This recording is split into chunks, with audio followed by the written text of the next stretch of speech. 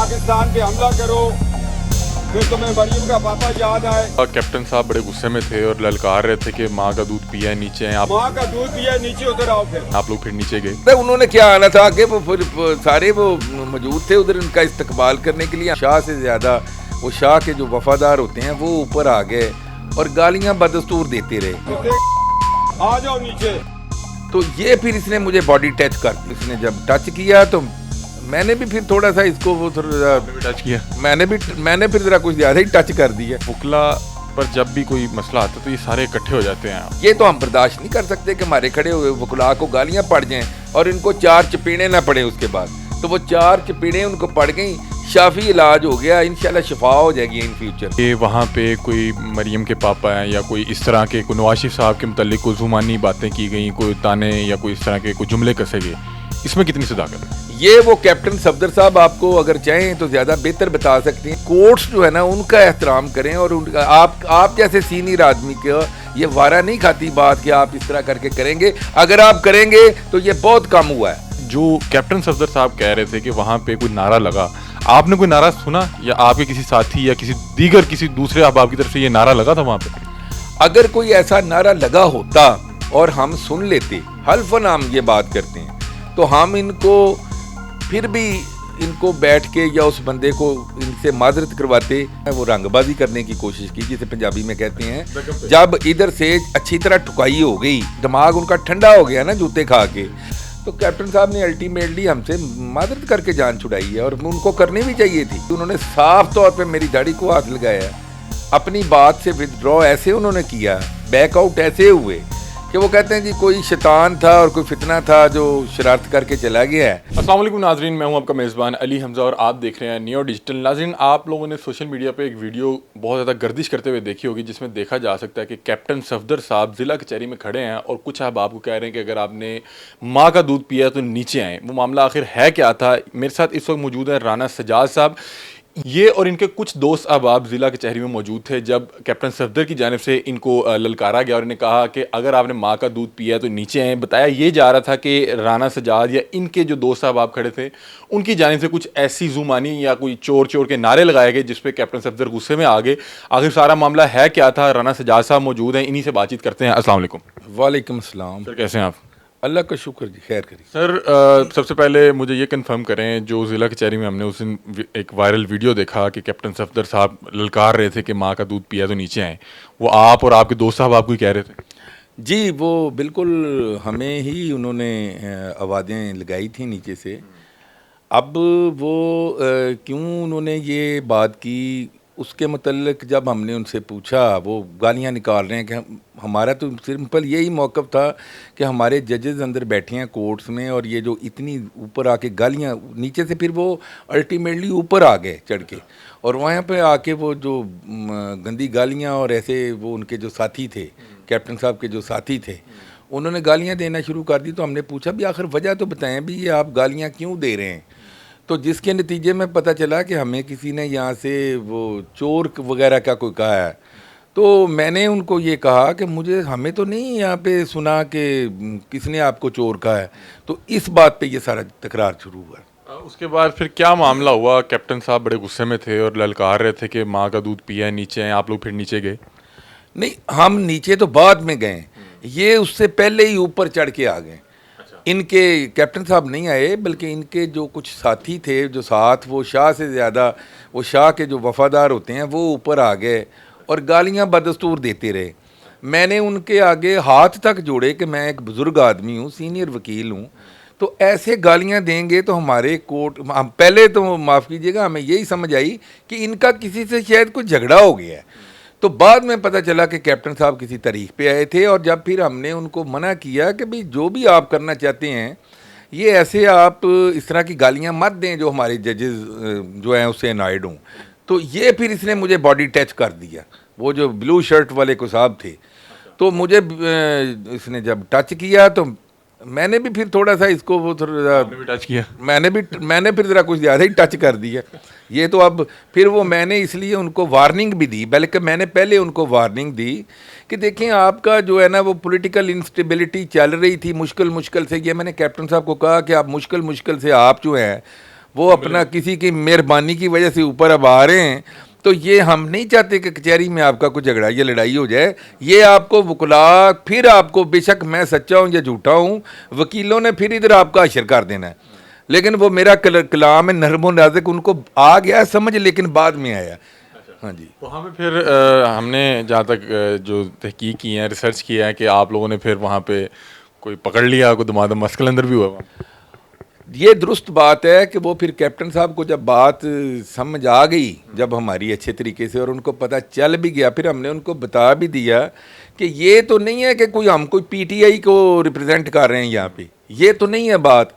बल्कि हमारे उनको बताया, मेरे साथ वो जो दूसरे दोस्त थे हमारे नौल साहब, उन्होंने बताया भी हमारे तो नवाज शरीफ का जो बेटा है हुसैन, वो उसका क्लास फेलो था, और मेरे घर के नवाज शरीफ का घर करीब ही है।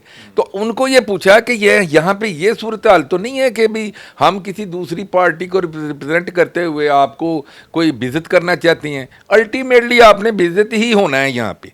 जब भी आप आके इस किस्म का कोई वायलेंस क्रिएट करने की कोशिश करेंगे, तो जो भी करने की कोशिश करेगा, चाहे वो कोई पीटीआई है, चाहे कोई नून है या काफ है या जो भी है, या कोई पीपल पार्टी है, तो वो अगर यहाँ पे आके वकला के सामने आप जजेस के गालियाँ देंगे तो आपको मार ही पड़ेगी। यहाँ पे किसी पॉलिटिशियन का या पॉलिटिकल पार्टी का कोई तल्लक वास्ता नहीं है। सर वहाँ पे मैं ये पूछना चाह रहा हूँ कि उनको ये खदशात थे जो उन्होंने बताया कि वहाँ पे कोई मरियम के पापा हैं या कोई इस तरह के, कोई नवाज शरीफ साहब के मुतालिक कोई जुबानी बातें की गई, कोई ताने या कोई इस तरह के कोई जुमले कसे गए, इसमें कितनी सदाकत है? ये वो कैप्टन सफदर साहब आपको अगर चाहें तो ज़्यादा बेहतर बता सकती हैं, और मैं कह रहा हूँ तो वो मेरी बात की तरदीद नहीं करेंगे।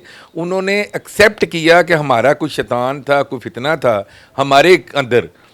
हाँ, अब मैं उनको कहना चाहता था कि आवाज़ तो वो आपने दी थी, लेकिन मैंने बस बसद एहतराम उनकी बात को मैंने कहा जी कि वो मेरी दाढ़ी को बार बार हाथ लगा रहे थे। जब वो दरपेश सूरत हाल का उनको पता अदराक हो गया कि ये नीचे आए तो फिर कैप्टन साहब आपकी दाढ़ी को हाथ लगा रहे? फिर कैप्टन साहब ने मेरी वो दाढ़ी को हाथ लगाया, और वो नौल साहब जो सारे हमारे दोस्त हैं उन्होंने कहा देखें जी आप तो सीनियर वकला हैं। तो उनको कहा कि ये हम आधा घंटा पहले भी आपको यही कह रहे थे कि हम सीनियर लोग हैं, और हम जो हैं वो ये नहीं समझते कि क्या हो रहा है बाहर, ठीक है सबको नज़र आ रहा है, लेकिन हम ये कह रहे थे कि कम से कम आप कोर्टों का जो है ना, हमारी कोर्ट्स जो है ना, उनका एहतराम करें। और उनका आप जैसे सीनियर आदमी का ये वारा नहीं खाती बात कि आप इस तरह करके करेंगे। अगर आप करेंगे तो ये बहुत कम हुआ है। आपको समझ आ जानी चाहिए कि यहाँ पे ये कोई नहीं, हमें उससे मुल्क की सूरत हाल तो है सबकी नज़र में है। अच्छा राना साहब क्या कहते हैं, हमने देखा है कि वकला में बहुत एक बड़ी तादाद जो है खान साहब के नज़रियात को, नरेटिव को सपोर्ट करती है। मैं आपसे सिर्फ ये पूछना चाह रहा हूँ कि जो कैप्टन सफदर साहब कह रहे थे कि वहाँ पे कोई नारा लगा, आपने कोई नारा सुना या आपके किसी साथी या किसी दूसरे अहबाब की तरफ से ये नारा लगा था वहाँ पे? अगर कोई ऐसा नारा लगा होता और हम सुन लेते, हल्फन हम ये बात करते हैं, तो हम इनको फिर भी इनको बैठ के या उस बंदे को इनसे माजरत करवाते। लेकिन मैं हल्फन कहता हूँ कि मैंने ऐसा कोई नारा नहीं सुना, ना मैंने देखा। और वायलेंस बहरहाल किसी चीज़ का हल भी नहीं है। नाज़रीन ये बता ये रहे हैं कि जब कैप्टन सफदर साहब की वो वीडियो वायरल हुई है जिसमें वो कह रहे हैं कि अगर माँ का दूध पिए नीचे आओ, उस दौरान कैप्टन सफदर साहब का ही कोई जानने वाला ऊपर गया और जाके उसने वकला से बदतमीज़ी शुरू कर दी। और मेरे साथ जो राना सजाद साहब मौजूद हैं, सीनियर जो हैं वकील हैं, और ज़ाहिरी बात है कि जब आप किसी भी सीनियर वकील के साथ जाके इस तरह की बदतमीज़ी करेंगे तो जो उनके कुलीग्स और उनके जो स्टूडेंट्स होते हैं वो बर्दाश्त तो नहीं करेंगे। मुझे ये बता दें कि मामला फिर आखिर में थमा कैसे? वो ऊपर आए, उन्होंने टच किया, फिर आपने थोड़ा ज़्यादा टच किया, फिर आप लोग नीचे आए, हुआ क्या? मामला एंड क्या हुआ? वहाँ पे अख्तिताम क्या हुआ? मामला एंड थोड़ा टच ना उन्होंने किया ना हम, मतलब उनकी इतनी हिम्मत थी, वो उन्होंने तो थोड़ा सा मतलब अपना ना वो रंगबाजी करने की कोशिश की, जिसे पंजाबी में कहते हैं। जब इधर से अच्छी तरह ठुकाई हो गई, अच्छी तरह उनको पता चल गया कि अब ये हमें छोड़ेंगे भी नहीं, तो उसके बाद जो सूरत हाल है वो फिर उनको इस तरह थमा, जो आपके क्वेश्चन है मेरे ऊपर कि ये मामला थमा कैसे। फिर कैप्टन सफदर साहब को ये बावर करवाई गई बात कि ये जो नौल साहब हैं, हमारा एक दूसरे दोस्त हैं मदन नौल साहब, ये तो हैं हुसैन नवाज शरीफ के क्लास फेलो। पहले उनको जब ठंडा दिमाग उनका ठंडा हो गया ना जूते खा के, तो उनको बताया कि ये तो जो है वो मेन जो हमारे साथी थे, ये तो जो उनको कंट्रोल कर रहे थे मामले को, ये तो हैं हुसैन नवाज शरीफ के क्लास फेलो, ठीक है। ये तो डायरेक्ट आपकी तरफ ही आ गया काम। और मैं जो हूँ तो मेरी पैदाइश भी एच ब्लॉक की है, मॉडल टाउन की, तो मॉडल टाउन में 4 घर छोड़ के आपका घर है। तो कभी किसी ने मुझे ये नहीं देखा कि भी मैं कभी कोई पीटीआई को रिप्रेजेंट करता हूँ या किसी को रिप्रेजेंट करता हूँ। अगर करता हूँ मैं किसी को तो वो आप ही को करता था, इससे पहले एक लम्हा पहले, जब तक आपने ये काम नहीं किया था। अब आज के बाद बदतमीजी की, बदतहजीबी की कोई इंतहा होती है जो आपने कर दी है। आपको कोई भी इसको आपके वर्जन को सपोर्ट नहीं करेगा कि आप जाके कोर्ट्स में कहें कि जी ये वो। अब मैं इधर टीवी के ऊपर वो गालियां नहीं सुन सकता। वो अगर बहादुर आदमी है कैप्टन सफदर तो वो बता सकता है कि किस किस्म की। और फिर आपकी बात यह है कि आपको मिसकंसेप्शन हो रही है, एक बंदा ऊपर नहीं आया था, वो जो मोअज़्ज़िन सारे उनके साथ थे वो सब के सब ऊपर आए थे। फिर वो सब के सब आपको नीचे लेके आए या आप उन सबको नीचे लेके? नहीं, हम ही लेके आना था, उन्होंने क्या आना था आगे। वो फिर सारे वो मौजूद थे उधर उनका इस्तकबाल करने के लिए। हम वहाँ पे एक थोड़ा फिर वो कोई किसी पॉलिटिकल पार्टी की काज तो नहीं थी ना कि ये किसी पीटीआई की हो। राणा साहब, आप बता रहे थे कि फिर मामले के एंड पे जब सफदर साहब को पता लग गया तो फिर उन्होंने क्या आपसे क्या बातचीत की, किस तरह से मामला ठंडा किस तरह से किया, आप बता रहे थे? बिल्कुल, वो मैंने जैसे अर्ज़ किया आपको पहले कि कैप्टन सफदर साहब को जो कोई गलत फहमी थी उनकी, जब वो दूर हो गई कि यहाँ पे कुछ सारे के सारे ऐसे लोग नहीं हैं कि जो उनकी ही बात के ऊपर आगे लग जाएंगे। तो जब वो उनके जो सारे जो थे साथ, उनके स्कॉट जो भी था उनका, वो जब सबको जो है वो सारा फांटा फूंटा लग गया, अच्छे तरीके से लगा दिया, तो कैप्टन साहब ने अल्टीमेटली हमसे मादरत करके जान छुड़ाई है। और उनको करनी भी चाहिए थी, उन्होंने साफ तौर पे मेरी दाढ़ी को हाथ लगाया, अपनी बात से विदड्रॉ ऐसे उन्होंने किया, बैकआउट ऐसे हुए कि वो कहते हैं जी कोई शैतान था और कोई फितना था जो शरारत करके चला गया है। तो फिर अब हमने कोई उनके साथ कोई पर्सनल ग्रज तो नहीं था ना। अब वो मादरत कर रहे थे, दाढ़ी को हाथ लगा रहे थे, उनको हस्बे तौफीक नजराना पेश कर दिया गया था और उनको क्लियर मैसेज मिल गया था कि वो कोई भी बात नहीं हो सकती यहाँ पे वकला के ख़िलाफ़। तो वो फिर अपना जो है ना, वो फिर अब पतली गली को देखी तो उसमें से निकल गए और उन्होंने क्या करना था। अच्छा, क्या कहते हैं राणा साहब, ये मैं आपसे ज़ाती नौयत का एक सवाल पूछ रहा हूँ।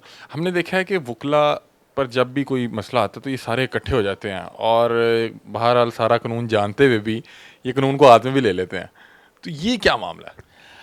अब देखें, आप माशाल्लाह सारा मतलब बैंकर हैं और सारा मामला तो आपको पता है। मुझे आप ये बताएं कि क्या कोई ऐसा केस आपकी नज़र से गुजरा है कि कोई ले मैन जो है वो बीइंग एग्रीव्ड, मुतासरा आदमी के, वो किसी भी थाना में जाए या किसी कोर्ट में जाए, हमारी कोर्ट्स में आ जाए, तो किसी को इंसाफ लेने के लिए उसके वो बेटा करता है तो उस दादा करता है तो बेटा आके वो उसका फ्रूट लेता है, फिर भी उसमें 100 मामला तो हो जाते हैं।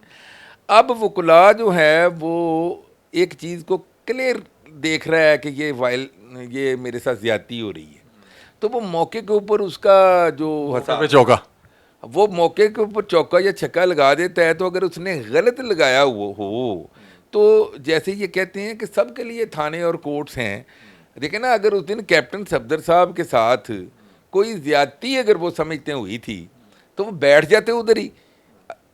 ये बात अब मैं इस हद तक डिसएग्री करूँगा कि चलें कह लेते हैं कि कैप्टन सफदर साहब ने ना तो ये कहा कि माँ का दूध पिया है, ना ही कोई और बात हुई, उन्होंने वो जो पलवानी दिखाने की उधर कोशिश की है, तो वो बैठ जाते उधर ही। हम देखते हैं कि मेरिट के ख़िलाफ़ कोई बात कैसी होती है, क्योंकि उनकी खुद गलती थी, इसलिए आपको ऐसा लगता है कि वकला के साथ अगर कोई बात होती है तो वकला उसका मौके पे ही जवाब दे देती हैं। अगर हम वहाँ पे चुप कर जाते तो समझा जाता कि भाई ये अब गालियाँ वकला को गालियाँ पड़ गई हैं। ये तो हम बर्दाश्त नहीं कर सकते कि हमारे खड़े हुए वकला को गालियाँ पड़ जाएं और इनको 4 चपेड़े ना पड़े उसके बाद। तो वो 4 चपेड़े उनको पड़ गई, शाफी इलाज हो गया, इंशाल्लाह शफा हो जाएगी इन फ्यूचर। बहुत शुक्रिया जी। तो नाजरीन, मेरे साथ राना सजाद साहब मौजूद थे। आपने सोशल मीडिया पे कुछ वीडियोस बहुत ज़्यादा वायरल देखी होंगी जिसमें देखा जा सकता है कैप्टन सफदर साहब ज़िला कचहरी में मौजूद हैं और वो छत की तरफ देख के कह रहे हैं कि अगर आपने माँ का दूध पिया है तो नीचे हैं। हमारे तक सिर्फ वही वीडियो पहुंची थी। मेरा किसी तरह राना साहब से जो है मुलाकात हुई। मुझे इन्होंने बताया कि हम वो लोग थे जिन्हें जो है कैप्टन सफदर साहब जो है बुला रहे थे और हम उसके बाद नीचे आए भी। नीचे आगे क्या मामला हुआ, किस तरह से ये मामला ख़त्म हुआ, और जाते हुए कैप्टन सफदर साहब माजरत भी करके गए इनकी दाढ़ी को हाथ लगा के कि शायद ही कोई शैतान था जो शैतानी करके चला गया था और कोई गलत फहमी पैदा हो गई। और इस तरह कैप्टन सफदर साहब ने वहाँ से जो है सारा मामला रफा दफा करके वहाँ से गए। ये तमाम कहानी थी। राना साहब हमारे साथ मौजूद थे जो उस वायरल वीडियो में मौजूद थे और इस सारे मामले के ऐनी शाहिद भी थे और उस सारे मामले के मेन किरदार भी थे। अपनी राय से कमेंट सेक्शन में ज़रूर आगाह कीजिएगा। तब तक के लिए अपने मेज़बान अली हमजा को दीजिए इजाज़त। अल्लाह हाफ़िज़।